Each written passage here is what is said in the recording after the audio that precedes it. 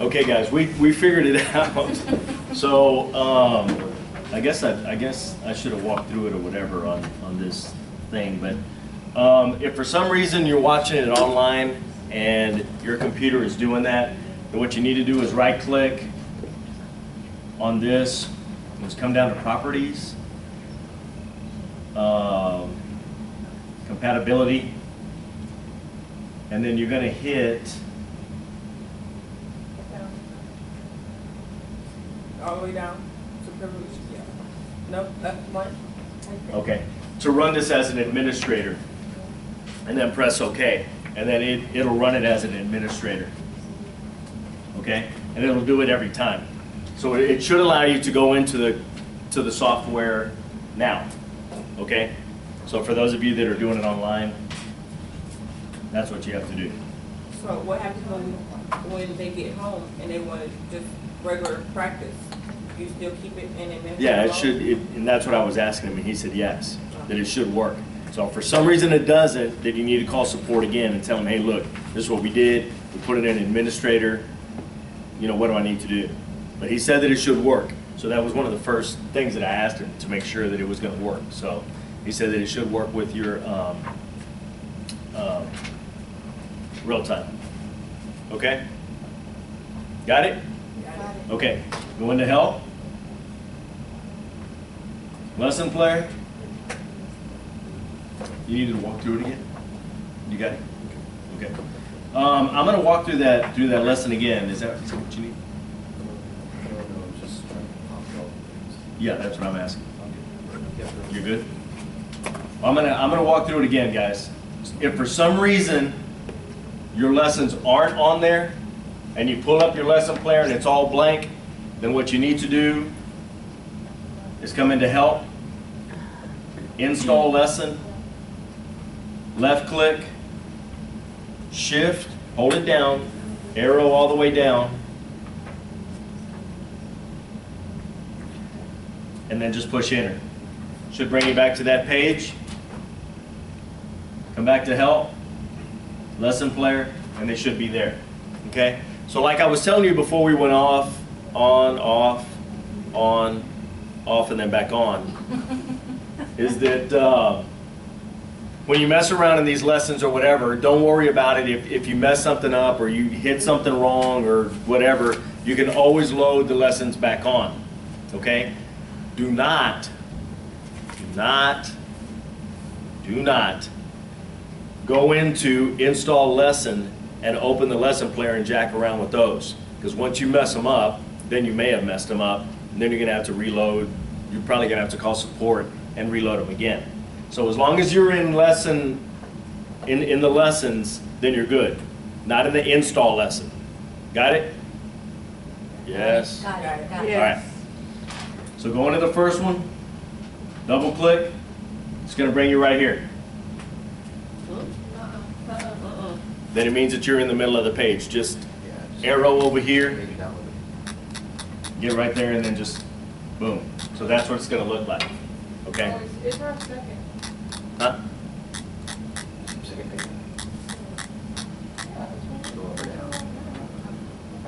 Okay, it looks like that. Okay. If it doesn't look like that, then you're not at the top of the page. Okay? Got it? Got it. Got it. All right. The thing about Eclipse is whether you've never used a computer-aided transcription program before or you're graduating to Total Eclipse after using other CAT systems, efficient editing is the key to your success. So true. Okay? Read along and start using Eclipse, time-saving, blah, blah, blah. And now we're just going to do some basic stuff. So, I mean, you see that it's small, right? Okay? So this is what you need to do to increase or decrease. Okay? So Shift Control F7 makes it bigger. See how it's... See that? Shift Control F8 decreases. Okay? So you want to get it to where it's on the full-size page. Got it? You have to do Shift, Control, F7. Is it working? Got it? Shift Control F7, write it down. I need you to bring a pad and a pen to class every time, okay? This way, when you write it down, you have a tendency to remember more stuff the more you write it down, see it, mess with it, whatever. So, along with messing with it or whatever, I like you to write it down so this way you know, oh man, I know we went over it Wednesday, the first week. So you can keep notes of every week, okay, like on a different sheet, and this way you know what we went over that week, okay? Make sense? Yes. Okay, like that. So Control Shift F7, increase, Control Shift F8, decrease, okay? Huh? We don't have the F key, like. It's already. No, yours is up here. It says little F7 to Facebook.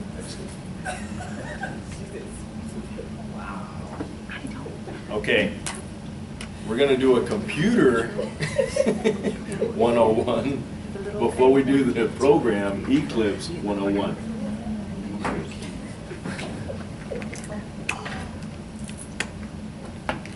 All right. So everybody got it? All right. Does it do it? Control Shift F7? Do your hyperkeys have to be on for this? No. No. You don't even know anything about hyperkeys right now. Got it? Okay. Got it. To use this tutorial, you need to do 3 things. Guys, very important. We're gonna read, we're gonna watch, and then we're gonna do. Okay? It's that simple. These lessons are that simple. Okay? And they have little videos and stuff, so you know, we're going to watch videos and they're going to show you kind of what to do on different scenarios and different things that we're going to learn in the program itself, okay? So number 1, read. The first class lessons in the proper order, the simplest task. So they're going to go from extremely simple to the most difficult thing that you can do in here, okay? So that's what they, you know, self-explanatory. So each lesson presumes you're familiar with what has come before. So they go in sequence of very easy to tougher, okay? 2, watch the visualizer movies that are built into Total Eclipse. Each movie only takes a couple of minutes of your time, and a message like this will help you, okay? So what you need to do is, on these visualizers, and you're gonna know that it's a visualizer because of this little thing. So you know that there's a movie or a little icon, movie, blah, blah, blah, okay? And where it says here, I need you to put your arrow and do Alt-V. Welcome to the Total Eclipse Visualizer. The visualizer is a set of more than 206 short visualizers that are integrated with the Eclipse help system. Short movie lasts only integrated with the Eclipse help system. Each movie lasts only Total Eclipse Visualizer. The visualizer is a set of... Okay, I'm going to turn it up. Okay, you can turn it off now. So you can press the space bar.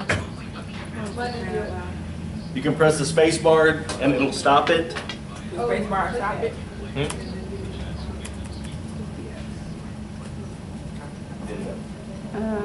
Why is that doing it? I think I pressed something. Got it? Got it? Got it? All right. So space bar is pause button. Yeah. Okay. So mine was kind of down, the volume was down a little bit or whatever, so I'm going to play the video. So we're going to play the video right here. If you want to play the video, you can. I'd much rather you not, because then we're going to get a bunch of noise or whatever. So I'm going to show the videos. I'm just showing you how to use it. Okay? Make sense? Yes, and All right. it was Alt-V, right? Alt-V.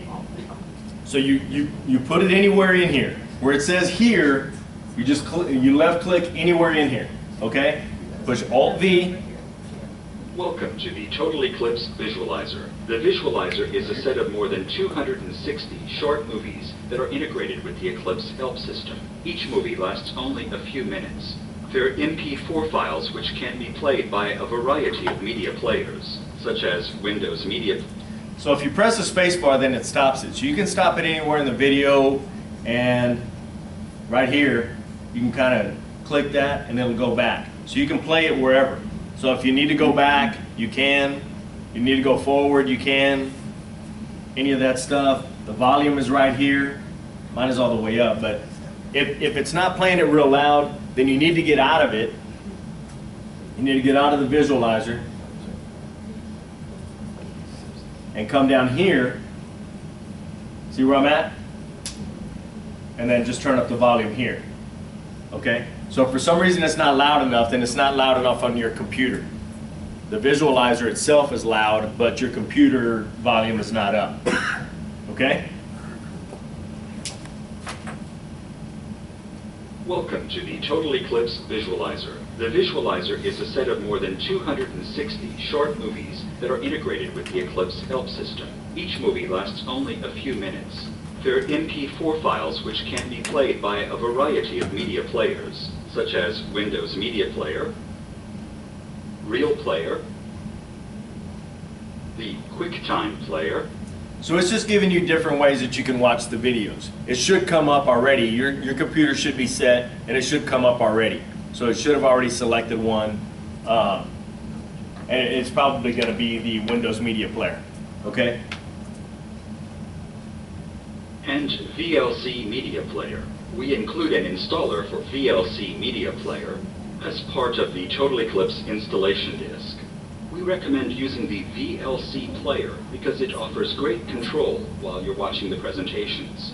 Within the VLC player, you can go to Tools, Preferences, or press Control P to see the many hotkeys that are available. For instance, you can press F for full screen and Escape to... A lot of this stuff you don't really need to worry about, okay? And that's kind of why I'm going through it. A lot of times what I'm going to do is when I'm teaching the class, we're going to watch the video and we'll watch it all the way through, and then I go back and I'll play the video again, and I'm just going to kind of hit on spots. So I'll kind of play it through, and then I'll stop when I think that we need to get to explain something, okay? So this stuff isn't really that important right here, okay? This is all stuff, you know, the full screen play, pause, and really the one that you need to know is that, and leave the full screen. You can press escape or just come up here, okay? So it's not that big of a deal. So when you press the space bar, it pauses it and plays it. So if when you want to play it again, full screen. Okay? You can press the space bar to pause or resume playback. And to jump forwards or backwards, you can press the left or right arrow keys in combination with the Shift, Alt, or Control keys. You might want to press... See, and all you need to do right here is just come up here, back up or forward. That's all you need to do. You don't need to do all of that, okay? The space bar to pause and try out something that you've seen. If you already have Eclipse running, then you can press Alt and Tab together to switch over to Eclipse and try something out. And then press Alt Tab together one more time to switch back to the visualizer. When you've watched all the visual, that thing you can do. Okay, so if you're in the visualizer, you can do the Alt Tab and try it. Get into the visualizer. So go onto the here, press Alt V. Or not.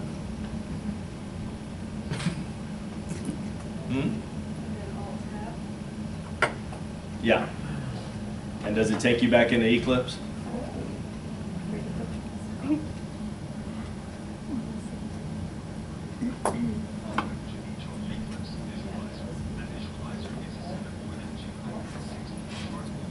Does it do it? Yeah, it do, but it plays it in the background.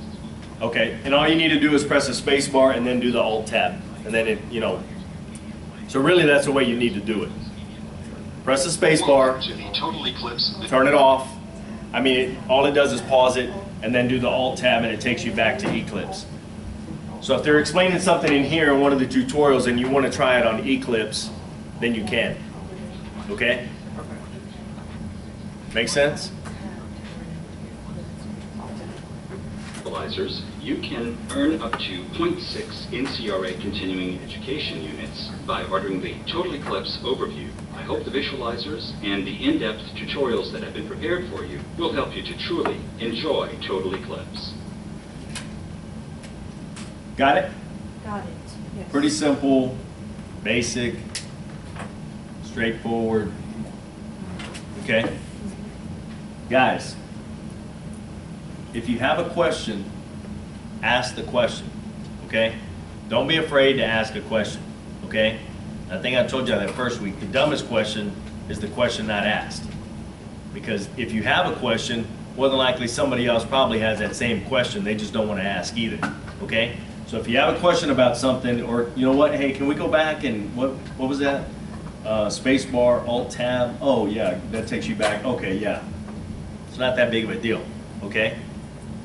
If I have to sit here and explain it 8 times, then we're gonna have a problem. But 1 or 2 times. Okay, I'm gonna really just take a lot of notes and just kind of show it here because. Is he still messing with it? He said that it has to be a whole new reinstall. Really? He doesn't know what's wrong with it So is he gonna reinstall it? after the class. He's gonna reinstall it after the class? Yeah, he said to call back. Is he in a after class? class. He's in class? I was. I He know, can do it I- now. I know, I know. He's like, well, we'll just have to do that later, just use it as administrator, but it isn't going as administrator. It's like, I can't even get to the lesson player and do nothing. And I can try to call back and get a new person, but I think. Did you try walking through what I went through to try to get you to administrator? Yeah, I logged on as administrator, that's the only way I can get into it. So you can get in? I can, but. none It of still the doesn't have your functions- dictionary? None of the functions is there. Oh, Yeah, he thinks it just has to be the whole install the program. okay. All right. Good luck with that. We'll go on.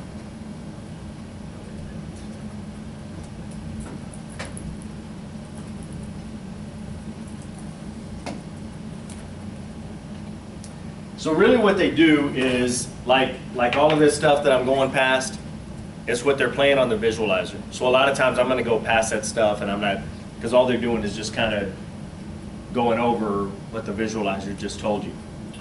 Okay?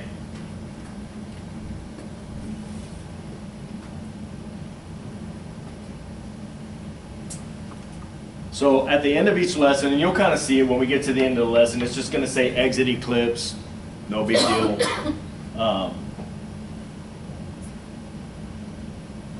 This thing right here, it says brakes are good. We're not taking breaks, okay? So when we're going, all right? So don't believe that. We're not doing it.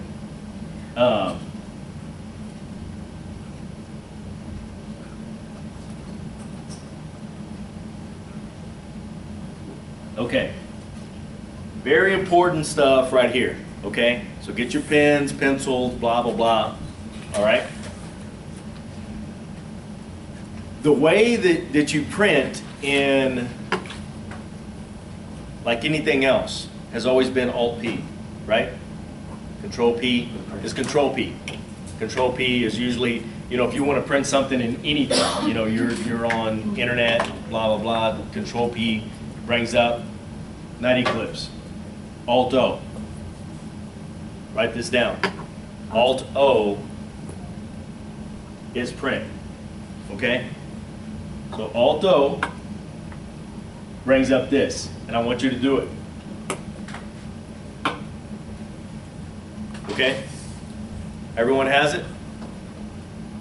Yeah. That's what I'm talking about. You may get to leave early, I don't know. That's what I like. Yes. That right there. So print, okay? There's a lot of different things you can do right here, guys. That's what's going to tell you right there which printer you're on, okay? I have 3 different printers, okay? So I have 3 different printers, and I have Qt PDF. Does everyone know what Qt PDF is? Yes. Qt PDF is an app that you can download, and it allows you to change the document that you're working into a PDF file. Y'all know what a PDF file is, right?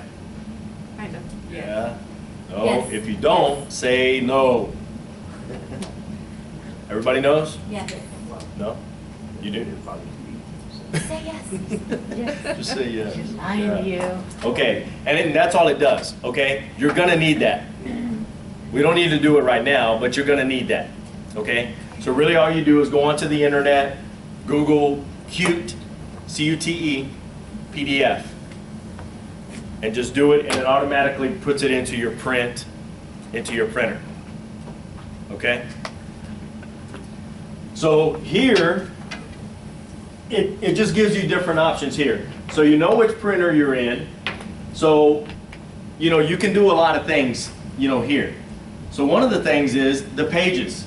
So if you don't change it, it's always going to say all, okay? But let's just say somebody calls me and say, you know what, I know you've been working on that job. Can you kind of give me the rough draft? I just need pages, how many pages have you done? 1 through 49. Okay, give me that right now. And then you can send it to like your proofreader, okay? Well, I don't want to print the whole document because the document is 297 pages. So you don't want to print the whole thing, right? Okay? So you come in here, you just do 1-49. I'm going through this, guys, and maybe you know it, maybe you don't. You know, I'm going to go through it anyway, okay, whether you know it or not, because for those of you that don't, and if there's one person in here that doesn't, then you're getting ready to learn. If the rest of you, then just indulge me, okay? But there's some pretty cool things that you can do that maybe you didn't know, okay? So you need to print pages 1 through 49, okay? That's how you do it. Well, say you want to do pages 1 through 49 and the last page. Okay, well, you go to the document, there's 294 pages. You just do comma, 2, 4, 9, and then it does it. So it's going to print pages 1 through 49, and the dash tells it already. I want this page to this page. When you just do a page on there, so say you just want page 249, then that's all you do, 249, and it's just going to print that one page. It's not going to print 249 pages, okay? Y'all know that? Yes. No? Yes. That's where the copies come in at. No? Huh? That's When where I ask the you, copies come in at. I'm sorry? That's where the copies come in at. That's what I'm talking about. Copies is here. Right. Okay. So that's how you do the pages. So say they want to do, and say you did a certain witness that day. Okay. Well, we started her in the morning, and we went 1 through 77, and then we didn't pick her up again until page 89, and then we went 89 through 123. Okay? So instead of printing the whole document, I mean, you have pages, what do you have there? 22 pages? No, 12 pages. 12 pages. Okay?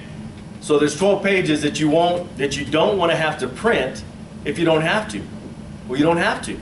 Okay? You do the 1 through 77, then pick it up at 89 and go through 1 through 23. Okay? Does that make sense? Yes. Okay? And then say you needed the certificate page, and it was just the last page, which was page 189. So now it's going to do 1 through 77, 89 through 123, and then the last page of 89, 189. Okay? So that's how you do it. So you don't need to print the whole document to get the pages that you need, and then have your printer just doing all of this stuff and printing stuff that you don't need. Okay? That's how you do it. On the copies, real simple. Left click for as many copies as you want. Be careful with that, okay? Because if you hit this and you're like, oh, I need page 49, and you do 49 right here, you just hit 49 copies, okay? So yeah. So you may be going to Home Depot and, I mean not Home Depot, Is there a to way Office to- Max and like getting if you were the, to do something like this, is there a way to stop it? yeah. on the Yeah. printer itself. You can So is Or Control you can go to your Hmm? Control cancel. Yeah. And go to your printers and see what's printing. And then usually there's a button on your printer that has like a red X or something. You just kind of push that and then it'll cancel it out or whatever, okay? So that's, you know, you want to be careful with that one. But up here in setup, are you guys doing this? Kind of do it, you know, kind of walk through it because it's actually kind of neat. And I kind of learned some stuff that I didn't know. I mean, it's probably been about, I think I had been working already like 3 years before I found this out, and I felt like a heel, okay? But it's actually kind of cool if you don't know. So you go into properties, and you always want to make sure that this is on fast draft, okay? Because if not, then it's just printing, and like my printer that I had would do like 60 pages a minute, and it was doing like 2 pages a minute. I don't see fast draft. Huh? Did you go into print quality? Drop this little window down?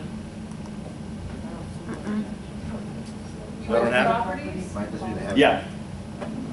Does it have something to do with maybe your printer? Because mine's not giving me that. Yeah, might do And it Oh, may. where are you High under standard draft. QPF? That might be why. No. Properties? No, us. Go into properties. No, I don't get that screen. Oh, Okay. yeah, you have. I think every you have printer the- is You have to go into setup. You have the HP printers. We don't have that on our We don't have the laptops. HP printer. Oh, you Yeah, don't? whatever Printer printer thing, we that's use. your We only have two printer. PDFs. Yeah, so would it You be don't the have same- It could be. HP. But it could be. Same thing as It draft? could be. So if your printer is printing slow, that's what is doing. I'm sorry? I never knew that. Yeah, I didn't either. So I mean, my printer, you know, and I just bought it, it's brand new. This thing's printing like 2 or 3 pages a minute. So I'm calling up there or whatever, and the guy's like, you know, go into there and go into properties and make sure that it's on fast draft. I mean, I have high standard in draft. High standard and draft. Right. Yeah, So probably put it on high. Exactly. Yeah. Okay? Got it? So the way that you do that is you go into, it brings you right here into print mode. Go into setup. That brings you here. This also allows you, if you have different printers, that's what I was talking about, the QPDF. Okay? So what this does is it's not printing, okay? It doesn't print. All it does is changes the document into a PDF file, okay? But, I mean, you select whatever printer you want, fax machine, whatever, document writer. So if you need to change, you know, say you have a printer at home, you have a printer at work, you know, if you work in an office, or if you work, you know, downtown at the courthouse or whatever, you have 2 different printers, 3 different printers, then that's how you need to change it, okay? So, one, that's how you change that. And then if you need to change, if it's not printing fast enough, then you need to come into print quality, come here, and come into fast draft. So that's how you change it if it's not printing fast enough. Got it? And it saves you cartridge, right? Oh, yeah. Yeah. So it really has nothing, and there's some that have like print quality high, print quality, and it's all the same. It still prints the same. Okay, so don't worry about that. You just want to make sure that it's on fast or high. Okay? Any questions about print?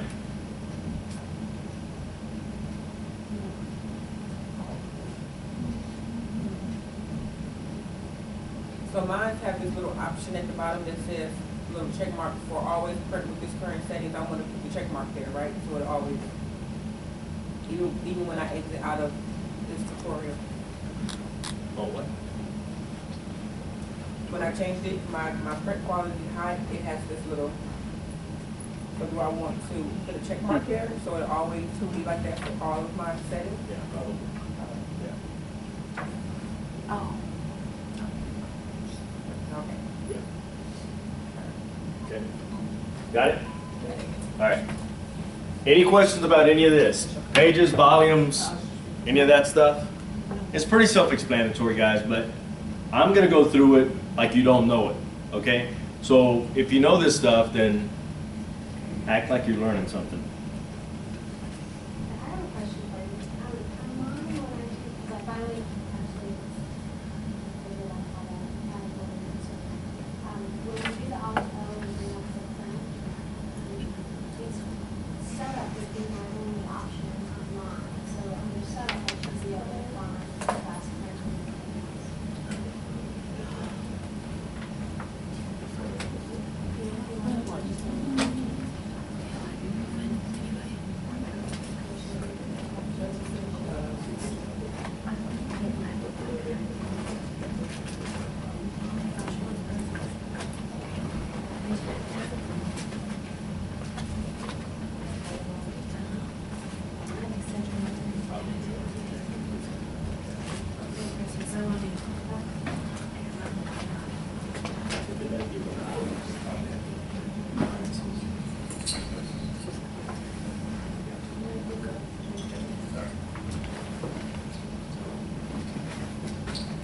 All right, any questions on the print?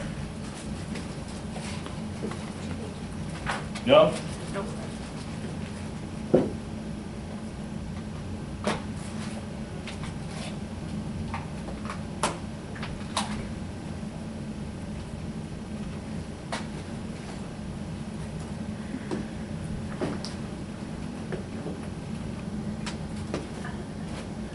You can exit out of here then? Out of the print? window? Yeah, you can exit out of print now.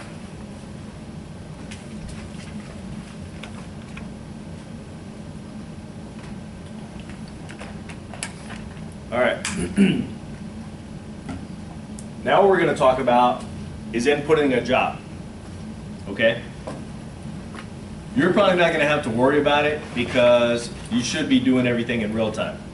Okay? So your job should be in there. The riders that we have now, so much more advanced than when I started. Okay? Do you guys know what a floppy disk is? Yes. Holy crap. Yeah, ridiculous. Anyway, for those of you that don't, a floppy disk is about that big. I don't know if you can see it. It's about that big, okay? And holds nothing. Very, very little information, okay? In my court, we usually write, on average, about 5 hours a day. My court is a working court, okay? And you'll go down there sometimes, and some of the other courts, you know, may not do as much, okay? And if they're in trial, then they're gonna write a lot, but if they're just working off the docket, most of the time they're done with the docket in the morning, you know, and they'll be done by 11, you know? So, you know, you may work from 9 to 11. We don't. We have a morning docket and we have an afternoon docket every day. The only days is sometimes Fridays. He kind of saves things on Fridays for longer things. So if we have a longer hearing that's supposed to go 3 or 4 hours, we don't have 3 or 4 hours to give these guys every day. So we have to give them a special setting on a Friday because we usually don't set anything on Friday afternoons where we can hear them in the morning for an hour and then bring them back in the afternoon and then hear them for the other 2 or 3 hours that they requested, okay? So anyway, my judge, one of the smartest guys I probably know. He's a very smart guy. If you ever come in, he's a funny cat. He really is. Good guy, you know, whatever. But I mean, there's a lot of useless but interesting trivia up here in his head. You know, he watches a lot of silly movies and stuff like that. So he knows a lot about a lot, but he knows a lot about the law. I mean, he's a very smart guy. So if you ever come sit in, and you guys are more than welcome to come and sit in whenever you want. And I don't care if you bring your rider or not, you just want to come and sit in, kind of see what it's like, see what the speaker identifications are like. You can talk to any reporter down there. My court is organized chaos, okay? It's organized, we know what we're doing, but if you come in, it's just like, what? And I have reporters that come and sit in for me when I'm gone, and one of the ones was, his name is Glenn Pogue. To me, one of the best reporters that I know. He just retired this year or whatever. He's a CSR, RPR, RMR, merit writer, and a real-time writer. Phenomenal. So, you know, I mean, in order to even be a merit writer, you have to write a 260. Okay, so he's good. He sat in for me one day and he called me that next day and he said, Dave, I have absolutely no idea how you do this. None. I've sat in there 20 years. I have a system that works, and it works for me. Okay? When you come in, you know, if you're used to working for a freelance firm, then you're used to taking one guy who's going to ask the questions, a witness who's going to answer. So you have Q&A, you have another guy that's there, another attorney who's usually on the other side. So you have 3 people, maybe. Well, you do. And you may have 4 because maybe the videographer's there, or maybe somebody else is there, another attorney that's sitting with one of the other attorneys. So you're going to have maybe 4 people. In mine, bare minimum is usually about 5. Minimum. You have 1 for the state, 1 for the child's ad litem, mom's attorney, and dad's attorney. Okay? Well, we just beat the record the other day. We had a lady that came in. She had 12 kids from 7 different dads. All the dads were there. So you have 7 dads now, an attorney for the dads, because we don't know who's going to show up. So then, you know, if there's a conflict with some of the dads, then they have to start appointing some of the attorneys, some of the dads, totally different attorneys. So now you have 3 or 4 attorneys representing 7 dads, mom's attorney, caseworker, the DA, the ad litem. Sometimes you have a CASA worker, sometimes you have a CPS supervisor, police officer, therapist, and just some other witnesses that came to testify on mom and dad's behalf. So now you have 15, 18, 20 people there, okay? So it gets kind of crazy, all right? So my judge is usually always reading. You know, he's either looking on the internet or stuff, because they'll say, well, you know, I came up positive for meth, but I was taking baby aspirin. No. So he's always going on, you know, and I kind of make fun, because that was kind of a joke, yeah, they'll laugh. But anyway, they'll come in and they'll say, well, you know, I came up positive for cocaine, but I was taking codeine 3 or Tylenol 3 with codeine. I think it does come up as a false positive for codeine because it has codeine in it. So it's a derivative, I guess, of like cocaine or something. So, you know, it can. So sometimes they're always coming up with stuff. So he's always looking up stuff on the internet. Like during court? Yeah. Really? Yeah. So, I mean, this guy is always on top of it. He is, I mean, if you ever come in, it's crazy, okay? So our court is one that's kind of state of the art. We have everything. You know, we don't have to bring prisoners over. We don't have to do any of that stuff anymore. We do it by video, okay? So the reason I'm kind of going into this and kind of getting away from this is because of real time. I don't do real time all the time. Sometimes I'll do it for myself, but my judge is like, you know what, I'm too busy with everything else. That's your job. Your job is to take down the record. And he's listening. It's amazing. I mean, he'll be doing stuff or whatever, and they're like, you know, Judge, I object. You know, that they shouldn't be able to admit that photo. And you think that he wasn't listening. He's like, yeah, they can. They can because of blah, blah, blah. Well, did you hear the question? Yeah, the question was, you know, when the child was hurt, who was there? Oh, he was listening. So he's listening, and you think he's not, but he is. I mean, he's a pretty sharp guy. So, I mean, he's way multitasker, okay? So anyway, I don't always do real time. No big deal. So if you do real time, it's great. You have the job in your computer, you're good to go. I don't always do it, okay? So the machines that we have now, and I have the Diamante, It comes with an SD card. Everybody knows what that is, right? It's about this big and holds about 8 million pages worth of stuff. If it was anywhere close to the size of a floppy disk, you'd never need another SD card again. That's how much information it should be able to hold. I mean, it's crazy. And on the SD card, like we would write 5 or 6 hours a day, I could probably take 4 days worth of stuff on an SD card that's that big. Ridiculous. Now on a floppy disk.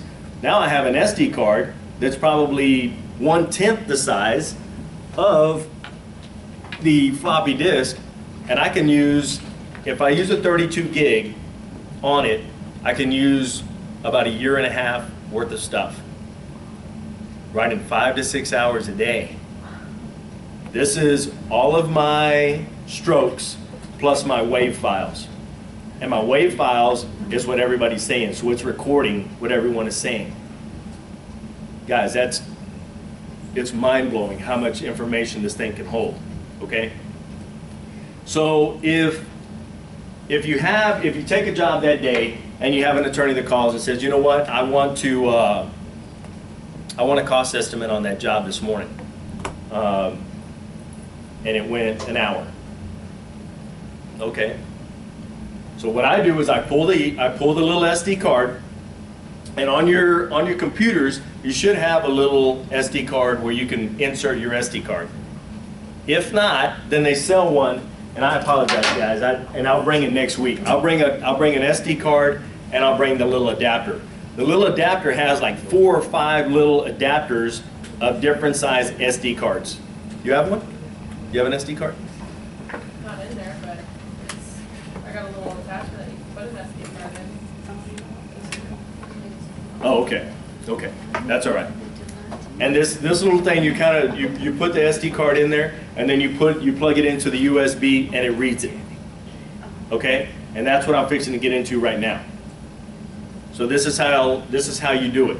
So say you show up to the depot, and let's just say your computer crashes that day. So you can't do real time. No big deal. Don't freak out. You know, it's still going to write onto the SD card. So don't freak out. You still have the job. No big deal. Okay? So what you need to do, pull the SD card out, put it into your computer, and you're going to push Alt-I. Okay? Do that.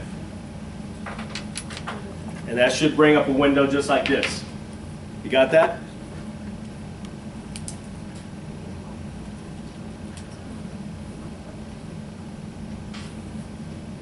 Mine has a whole string. It doesn't look like that. I mean, it says read notes, but it. But I have all these other stuff.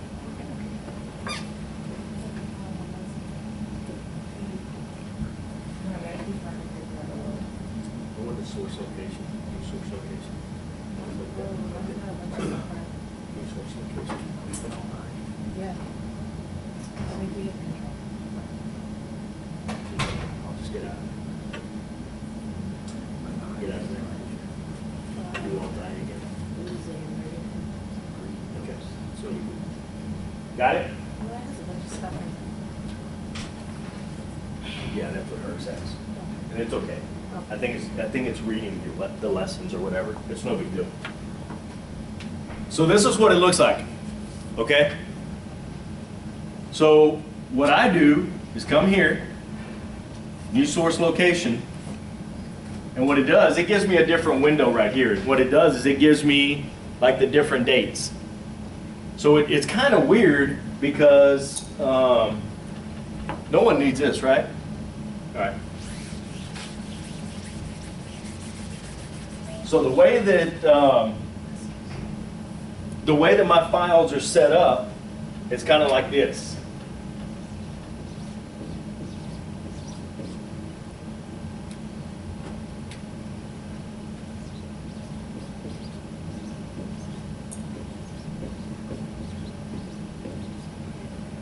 Okay, can you guys see that? So really all it says is like 2016-01. okay? All that means is January. So what it does, and I don't know why they do that, whatever. I mean, but that's the way they did it. So that's the way you have to read it. Instead of doing, you know, Jan 2016, they do it like this. Whatever. So all it means is 2016, 01 is January, 02 February, 03 March. Okay? And you just go down and you find the one that you need. Okay? So the way that they break it down is like that. So let's just say, for instance, right here on Advantage Software, it was 2016-01. Okay? Click on that, and then it's going to bring up a different file, and it's going to look like, and you won't understand until I bring it next week. Now it's going to bring you every day. So now you're going to have 216-01-01, 216-01-02, and all the way down, okay? And it's going to tell you.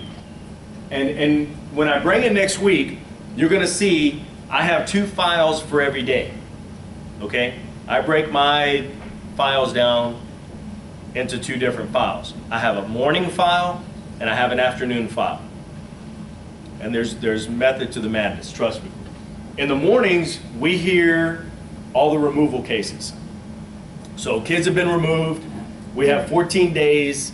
The state has 14 days to bring it to court to prove their case, okay? Which is called a 262 hearing, a Chapter 262 hearing, okay? 262 hearings, or anything that's contested, that they bring a motion and it's contested, is going to be in the morning, okay?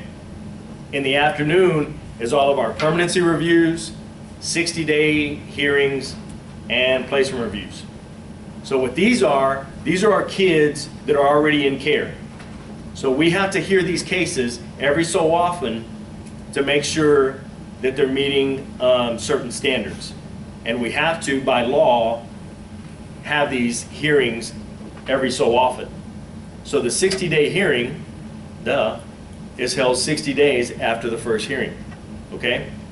So you have the 262, which comes in 14 days, then you have the 60-day hearing, which comes 60 days after, and then you have the permanency hearings afterwards, which usually come every 4 months. So they have a year, 12 months, to get this case heard. These kids have to be done with usually in a year. In extraordinary circumstances, with, you know, if the parents are, it took them a little while to get on board, now they're on board, they're close to, the kids are close to going home, or they are home, but they need a little more time, the state allows for 6 more months, okay? So then it can go 18 months. So now you still have to have those hearings every 4 months. So if you come, and you know, Evans has come and sat in, but like the afternoon hearings go quick. I mean, they're usually 10, 15 minutes. I mean, we're just boom, boom, boom, and people are coming in and out, and it's organized chaos.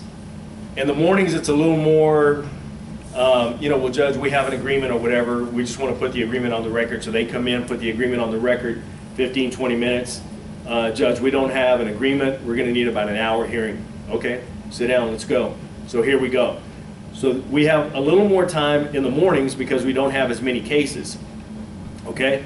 So that's the reason that I break it down into 2 afternoons. So the reason that I do that, and I know that, is because attorneys will call me and they say, you know what, I need a copy of that 262 hearing that we took January 3rd. Okay, it's a 262 hearing. I know it's in the morning, so it's going to be in the first file. Okay, it's going to be in the morning file because it was a 262. We don't have 262s in the afternoon. Okay, every now and then, if it just, you know, like during the holidays, something crazy where the dockets are just super big, maybe we did, and we had to put one in the afternoon, but usually they'll tell me. But we have a docket anyway. So you know, if you have to go on there and look at it, you just go on the docket and see, oh, okay, well, we took it in the afternoon.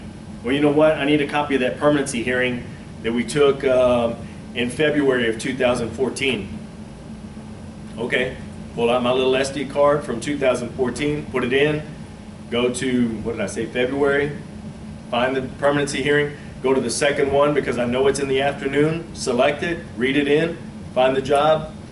And what I do is, like when he calls a case, say it's Trevino, I already write it, Trevino.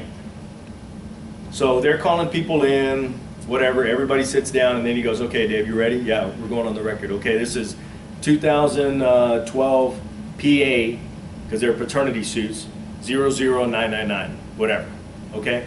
So, I mean, and I have that already going.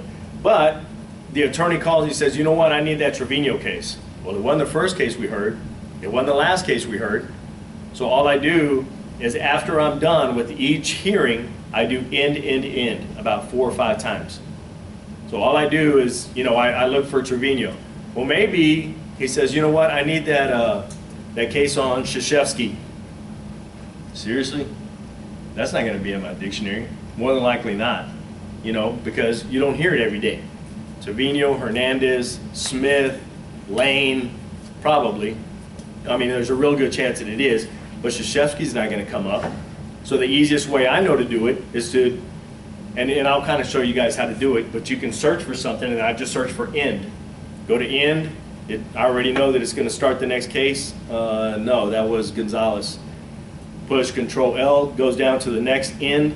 No, that was Smith. Go down to the next one. Okay, there's Trevino right there. Okay, so I'll show you guys how to do that, and I'm kind of elaborating a little bit, but this is the way that you're going to do it. So really what they do with Eclipse is they try to coincide the letters with what they're trying to do with what you need to do. So Alt-I is for insert. Insert a job. Okay? And that's why it's Alt-I. Make sense? So when you Yes. say you're not in real time all the time, I don't understand what that means.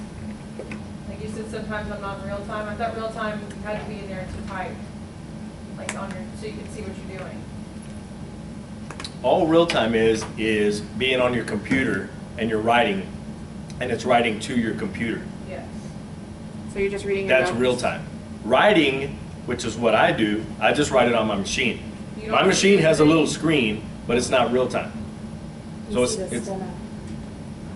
and it comes up in English. So that automatically translated, you're just typing on the machine, just steno, and then you would take like the SD card that's in the writer, put it in your computer, and then that would bring it up in real. Yeah. Because mine's the paper machine, so I don't have the, Oof. so I'd Wow. have to connect to the computer. Holy cow. Yeah, I know that. You went back several decades. My mom. No, and that's okay. That's okay. No, and I'm not making fun of you. I'm just saying that's one of the older machines. I mean, you don't see the paper anymore. So, and that's what I learned on was, you know, the paper machine. Which, I mean, machine's a machine. It's no big deal.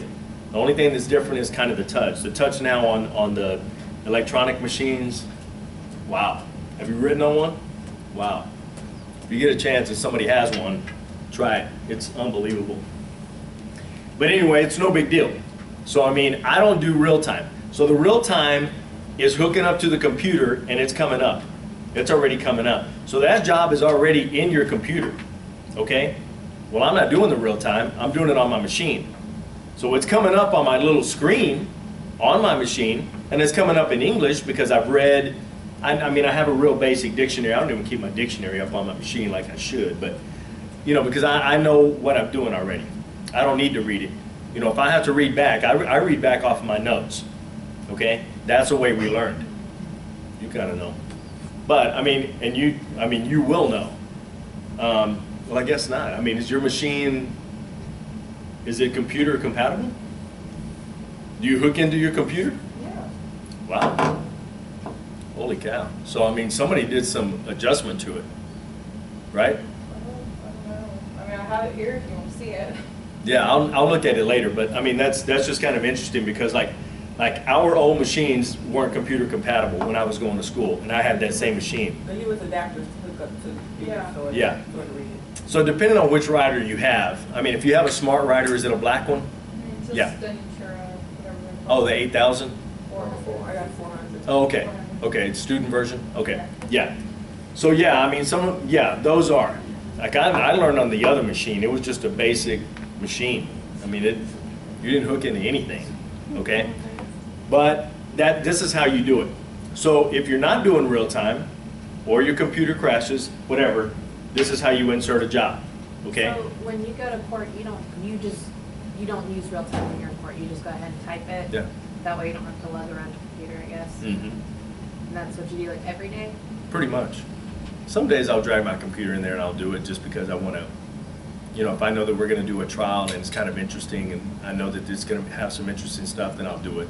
But for the most part, you know, I don't want to admit it on camera, but you know, I'm a little bit lazy every now and then.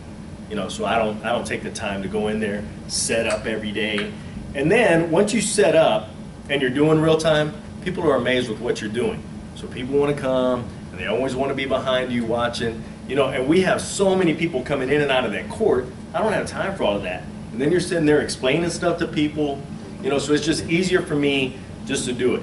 And it's bad enough having that little screen and they, you know, they want to look at the screen and Get close to you and. yeah, you know, so I don't have an updated, I mean, I got it when I got my machine, which was 3 years ago, and I haven't updated my dictionary into that machine. So, you know, it comes up and you didn't, that's not what they said. You know what they said. Yeah. Well, they said, Krzyzewski, you think that's going to be in my dictionary? No. So my bailiff likes to give me a hard time. Man, that's not what he said. You know, you don't want to know what Krzyzewski's probably going to come out as, but anyway. So I mean, you know, it just kind of drags attention to you. So that's the only reason that I don't do it. But it's not that big of a deal. I go in, I read the job, and it's not that big of a deal. So this is how you do it if you're not doing it in real time. You guys should be doing everything in real time. So you don't have to worry about this step right here. But let's just say your computer crashes that day, something happens, no big deal. Don't freak out. This is the way you do it. This is kind of the long way of doing it. What about Okay? for us that have to hook up to the computer? Then you're good. Well, It's if it already there. crashes- Huh? If it crashes? I mean, that's, Yeah, but I'm not gonna go through a bunch of paper and try to find what they said. I mean, by the time we get to school, we have to upgrade from that paper tray anyway. We're not gonna. yeah, you're not gonna have paper anymore. Well, no, Once you I get won't out, have paper, but I'm not getting a new machine just so I can not use the computer. no, you'll be using the Does your computer. writer have like a screen on it? No. It's old school, yeah, Yeah. there's this paper tray. But, I mean, the scenarios that I'm bringing up to you right now are scenarios for a working reporter, not for a student, okay? So everything that I'm gonna bring up to you is scenarios of a working reporter, when you get out, not now. So if it crashes now, yeah, you're in SOL, okay? Thanks. Well, I mean, that's just kind of the way it is because you don't have an SD card in that machine. So there's no memory on that thing. Now it's writing onto the, Paper. no, onto the hard drive. It's writing onto the hard drive. So if it crashes, the good thing about Eclipse, and I don't know about the student version, but it backs up like every, like 20 seconds or 30 seconds, something ridiculous. It's always backing up. It's always backing up. You know, so like I lost a job. I had an appeal that was due the next day. Finished it. It's like 180 something pages. So I'm printing it. No, I had already printed it, proofread it. Now I'm putting the corrections in, and my computer goes out. So I thought, oh man, it's the plug. The plug was kind of old or whatever. So I booted it back up, booted up, came on, and instead, like a dummy, I didn't back up the job. I just started putting the corrections in, and it went off again, never came back on. Now I'm freaking out. It's about 4 o'clock in the afternoon, whatever. I've got to get this thing out by the next day. And call a friend. He's like, look, go up to Best Buy. So I go up to Best Buy, and he's like, yeah, it's shot. I said, well, what do we need to do? I mean, he said, we can pull the hard drive and get it out of there. So I said, look, as long as it's somewhere, he said, yeah, it should still be on the hard drive, and it was. So he was able to transfer it from the hard drive onto a thumb drive, and then I went back home on a computer where I had Eclipse and was able to read it back in. But you talk about, you know, crazy. I mean, when you have a deadline the next day and you're getting that thing out and your computer crashes, a little intimidating, okay? But Eclipse is real good about backing up, so you don't have to worry about, you know, so even if it crashes, your job is probably still there somewhere in the hard drive. So you just need to take it somewhere where they know about stuff like that, Best Buy, Geek Squad, any of that stuff, and then they can click and drag it onto a thumb drive, okay? Yeah? So if you're not taking your computer with you, and you're just writing and you're writing, you said that you're using an adapter for the SD? How do you use a what? An adapter, so that you have an SD card in all times? No, there's an SD card in the machine. There is.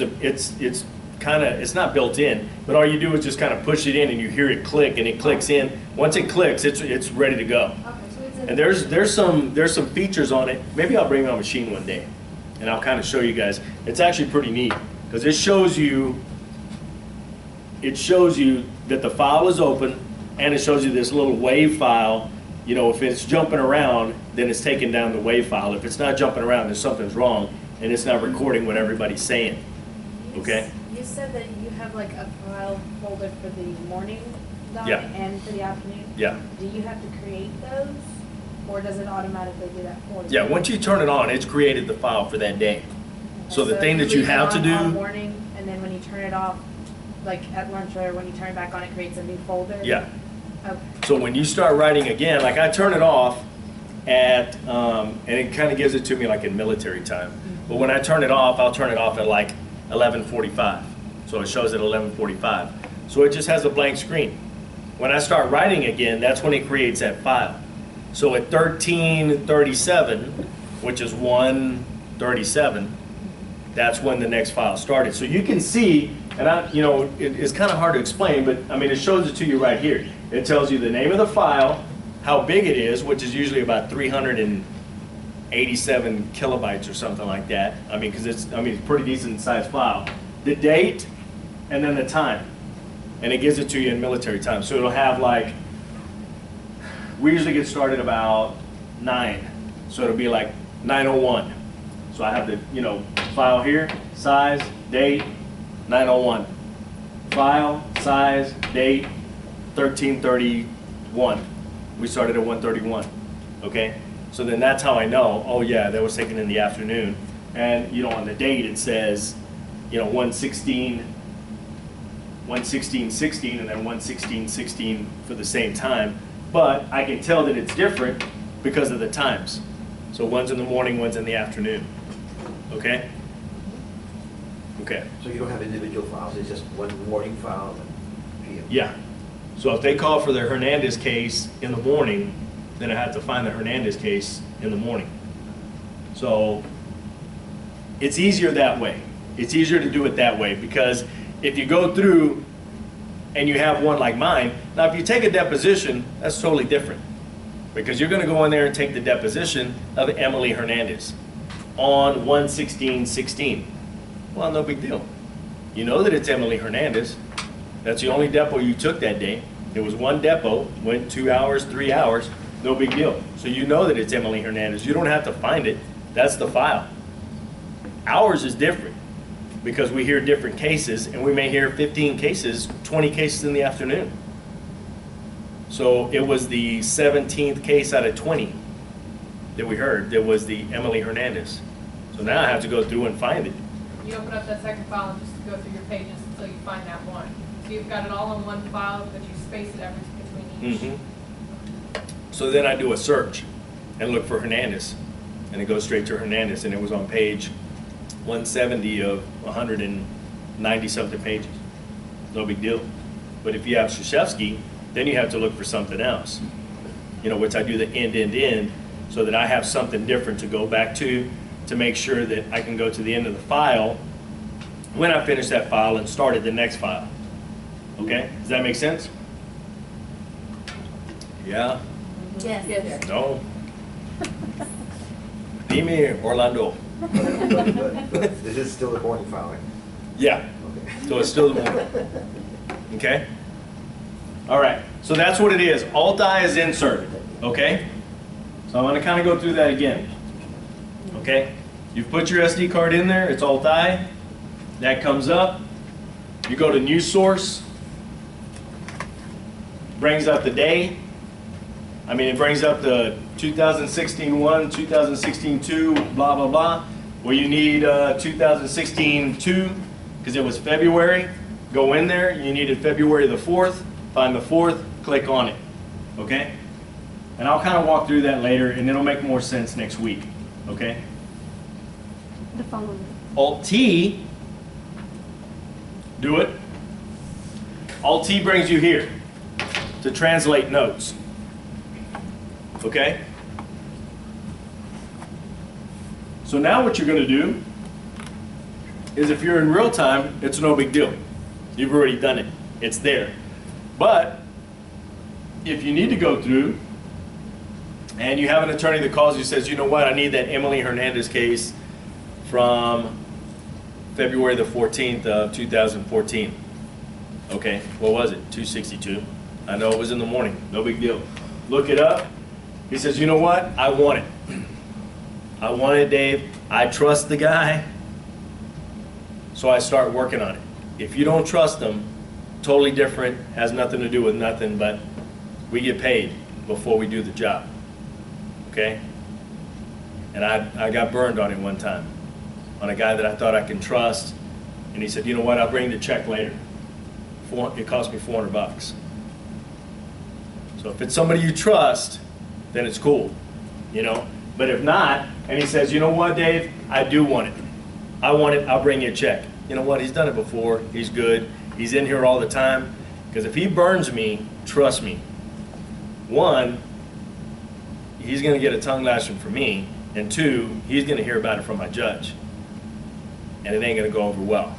So, you know, they already know. You don't want to burn the court staff. You don't. You know, especially if you do, you know, work in there all the time, which these attorneys do. Okay? Plus, the attorneys that work in our court are court appointed. So usually the county pays for it anyway. So if they come in, all I have to do is get the okay from the judge. You know what, I want that 262. Well, come up here, make sure that it's okay with the judge. I already talked to him, he said it was okay. Okay, well, let me double check with him. Hey, judge, you know, Mr. Moreno called, said he needs that case. Yeah, he already okayed it. All right. So I know that I'm going to get paid for it. So what I do is a tran edit. Okay? So once I've read that job in, then I come in here, select notes, and then it brings up all the notes that I've inserted. Okay? Every job that I've inserted should be in here. So I go in there, select the job, select that job, hit open. Once it opens, it comes back here, and now it has the name of the job right here. So if it was 2/14/14, then it has it right here. It has a notes file and a text file. Okay? And then right here, under dictionaries, you're going to have your main dictionary. So usually it's your name. Okay? So usually you select that dictionary. You don't have to select it. Your main dictionary is always going to come up. It's always going to come up when you do a translation. So the Alt-T stands for translate notes. So translation. Okay? So you have the job in there. It's going to be in your dictionary. You know he wants it. So you know what? I'm going to start working on it. Because in order for it to translate that job, sometimes it takes several minutes. You know, and if it's a big job, 200 or 300 pages, it could probably take 5 or 6 minutes for it to translate the whole thing. So what it's doing is it's reading your dictionary on the strokes that you're doing, and it's going down for every page. But we So- don't have to go through that if we're doing real time. You don't have to do this if you're doing real time. You do not. This is if you don't. Okay, so I'm taking you the long way around if you have to translate your notes and you don't have it that day. Okay? So I know that he wants it, so I'm going to do a tran edit because you know what? While it's tranning, I'm going to go through and start working on the job. And that's what this allows you to do in a tran edit. Okay? Which means translate and edit. Okay? So that's a tran edit, is a translate and edit while the job is still translating. Now you have an attorney that calls you and says, you know what, Dave? I need a cost estimate on that job that we took Monday morning. Emily Hernandez. Okay. We took it last Monday, 262, blah, blah, blah. Okay. I know that he may not want it. He just wants a cost estimate. Okay. So what I want to do is a quick tran. A quick tran, what it does, it goes through there and just translates it really quick, but you can't edit it. And the reason it takes so long on a tran edit is because it's slowing down the computer because you're also editing. And that's why it slows it down. That's why it takes 5, 6, 7 minutes for it to translate, because you're doing other stuff on it, so it's slowing the computer down. Okay? Make sense? On a quick tran, all it's doing is it's going to translate that job, and you can't do anything to it. You can stop it. I wouldn't recommend it. I mean, unless he says, you know what, dude, I don't want it. You know what, stop translation, delete the job. So the quick tran will go through, does it real quick. Now I know it's 180 pages. I go through, find it. The job was 70-something pages times whatever. You know, I'm going to charge however, you know, quick he needs it or whatever. Call him back. Hey, Mr. Moreno, it's going to be $550. Oh, shoot, man. I didn't know it was going to be that much. Or, you know what, Dave, I need it. I'll send you a check today. Well, if it's not somebody I really know and trust, then it's like, you know what? I'll start it when I get that check. I don't start it until then, okay? Once I get that check, cash, something, you know, and if I really don't know them, then it's like bring a money order, okay? You get the whole check or just like a 20%? I get the whole thing. 20%? You know, and it all depends. I mean, like on a real big trial, you know, which we don't have them all the time. You know, you could have a trial that goes 2 weeks or a week. And on average, you're probably taking 200 to 300 pages a day, depending. If it's a good day where you guys are really going, you can get 250 to 300 pages, okay? So, I mean, that's a lot. You know, so now you do, let's just take the average and say it's 250 times 5. What is it, 17? 1250. Is it 1250? 250 times 5? That's worse. Yeah, 1250. So now it's 1,250 pages. And now, you know, on average, the per page, you know, for somebody that's on a retained is $6. So now you're doing 1,250 times 6. So $7,000. You know? And the guy's like, hey man, can I? I would probably ask for most of it up front, you know, at least half. Because even if you get burned, you at least got some money. I didn't do it the one time that I did it. And to this day, I still see that guy. So And there's he no- still knows. Huh? There's no recourse for a court reporter that does work and they. I mean, you can sue him in small claims court and you can get a judgment against him. You But can't put a contract in front of him prior to a job and say sign here. it's not really a contract, it's more an agreement. I mean, which is kind of a contract. In the state of Texas, I guess that's binding. But, you know, I get money up front now. I don't trust anyone anymore. No one, hardly. You think that court reporters would have more rights, I guess. And I mean, you know, we do. And that's why you're able to get half of the money up front or all of the money up front before you start that job. If not, and you just take a chance and you trust him, never seen this cat before, and you trust him, you just took that chance. And you're gonna do 1,250 pages, $7,000? Yeah, he'll So did they pay. ever just not choose to buy the transcripts from you? Can they? Yeah, can they choose not to? Yeah. So you just work for free? No, That's how no. you get paid up front. No. If you're, I mean, we get paid by the county. So like me, I mean, I work for the county. So what the county does, I get paid. I get paid a salary. And all the county pays me to do is take it down on the machine. That's all they pay me to do. And you get extra for what? So if they want a copy of a transcript, That's all extra money. Now, when you're in the deposition world, in the freelance world, you make a per diem. So what you're doing is you're charging them per hour to sit there and take that job. And then if they don't want that job, then you charge them more.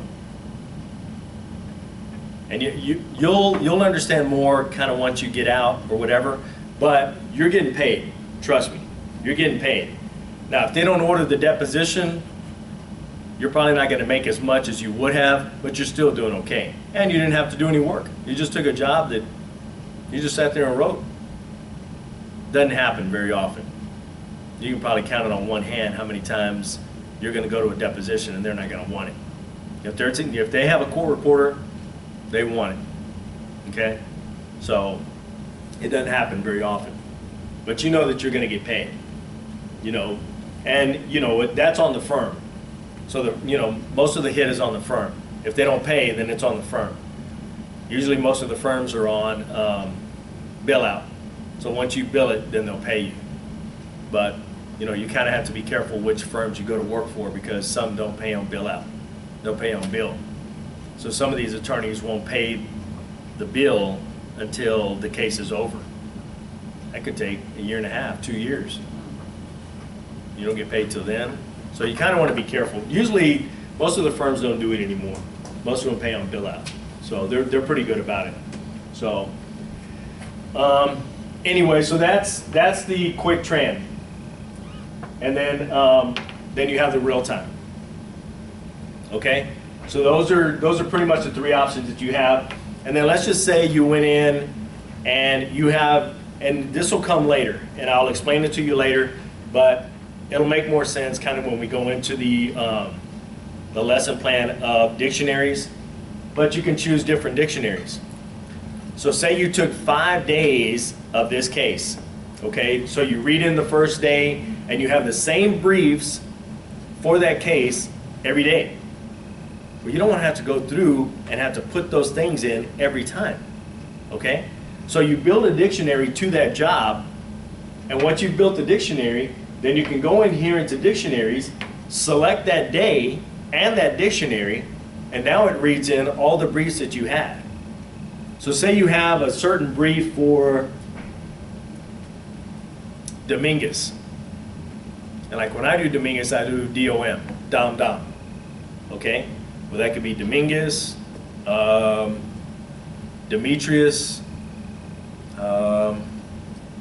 anything that starts with like D-O-M that would be quick. I mean, because you never want to do it. The thing about court reporting is you want to work smarter, not harder. Okay? So you always want to think a little bit of little small briefs. So if you're taking a deposition of Mr. Krzyzewski, you don't want to write that out every time. I can promise you that. So what I would do is SHIF, shift. So when Mr. Shift comes in, I know it's Krzyzewski. So every time you do shift, you read it in. You're gonna global it to where every time shift comes up, it comes up Krzyzewski. So even in the before you go to the deposition, you're set up, ready to go. You're not even started in the deposition yet. But you know what? I'm taking the deposition of Mike Krzyzewski. Yeah, I'm going to think of a brief before I write Krzyzewski 48 times or, 50 times, 90 times in this, deposition. I'm not going to write it out every time. You write it out every time, you're probably not going to be in this profession very long. You're going to write your hands completely off, okay? So you want to think of small things that you know, or if they're talking about something, and say they're talking about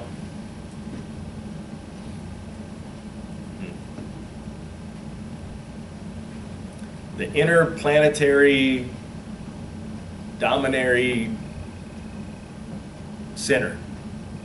You don't want to write that every time. And then they're talking about, this is where this guy works, and they're going to be talking about it because something happened at this place, and they're talking about this place every time. You don't want to do that every time. You want to think of a brief or something like that. And they're going to say it 50 times in that deposition. You don't want to take that every time, okay? So, you come up with small briefs. So when you do that, and you've built up that dictionary, and now you're going to tran the next day, then you select that dictionary, and you select that day with that dictionary, And now it already trans to where shift is already coming up Krzyzewski. You don't have to worry about putting it in there again and doing all of those briefs again, okay? It's already reading it in because you selected that dictionary, okay? And you're not gonna put it in your main dictionary, shift, because you're probably never gonna hear Krzyzewski again. I mean, what are the chances? 0. Now Hernandez, Smith, stuff like that, maybe. You know, and you may want to put that in your main dictionary, but I mean, kind of be careful with some of those things, and we'll kind of get into it later. But that's what it is, okay? Any questions on the translation? It's pretty simple. Alt-T goes in, so it's Alt-T, go in, select the notes, pick the notes, come in there. It shows the notes, shows the text. You pick what kind of translation mode you want. Hit OK. It starts translating. Okay? Got it? Yes. All right. Now we're going to talk about the info bar, toolbars.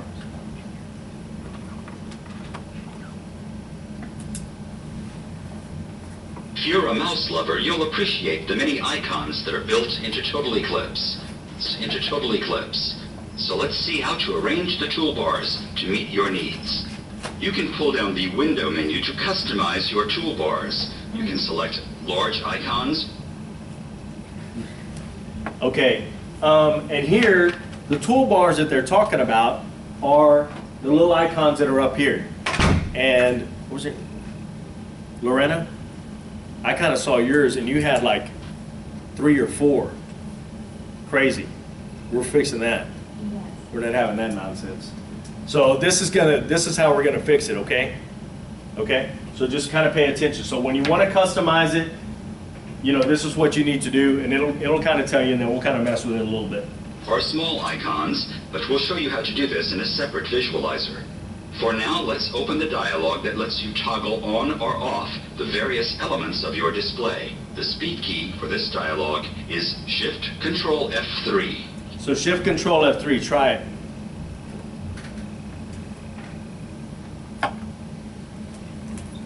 Did I bring it up?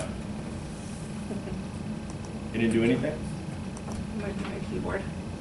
Do you have a function key? Do you have Yeah. like an FN key? Yeah. Do function, Control Shift F3. Okay, there. Okay. If for some reason they're asking you to do an F function and it's not doing it, it's probably because you have a little FN button, which is the function button.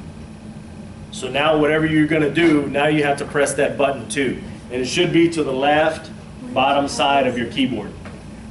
There's a little FN button. Oh, there it is.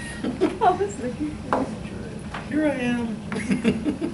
Toodaloo. whatever. All right? Got it?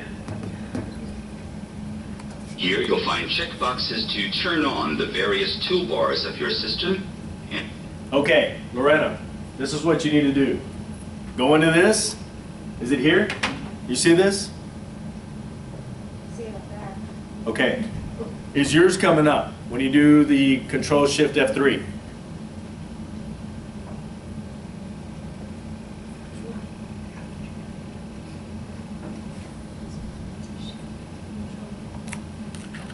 Yeah?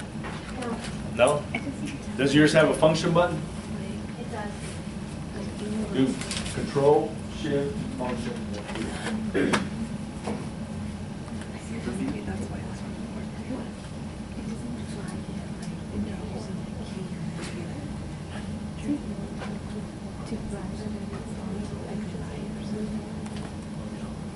Does yours not have a light? Some of them do, some of them don't.